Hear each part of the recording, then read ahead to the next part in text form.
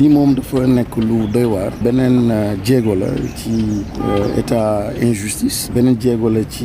yàq suñu démocratie loo xam ni mag ñi liggéey nañ ko Sénégal nekkoon vitrine boo xam ni macha allah wante tey jii plus ñuy avancé ñu gis ne ñoo ngi perdre loolu yëpp état boo xam ni suy wax waxu justice moom ni mu ko gisee simplement en termes d'emprisonnement liberté yi mu yàq ko mu jalgati ko loolu dafa doy waar parce que tey jii justice ak droit dafa am yeneen aspect yoo xam ni tellement important parfois même beaucoup plus important mooy droit économique ci wàllu liggéey ci wàllu habitat ci wàllu santé wante amul benn encadrement foofu moom toppatoo ñu dara du ñu def urgence pour indi fii projet de loi boo xam ni day dimbali askan bi mais su dee dafa ciblé ay événements ay nit sax lay wax nga gis lu ñu def nii mobiliser tout un arsenal mobiliser alal réew mi doomu réew mi pour ñëw assemblée nationale encore voté ti beneen loi boo xam ni wax dëgg yàlla amul benn valeur ajoutée bu muy indil Sénégal soo xoolee ba xool am na koo xam ni mi ngi yoot te li muy yoot mooy troisième mandat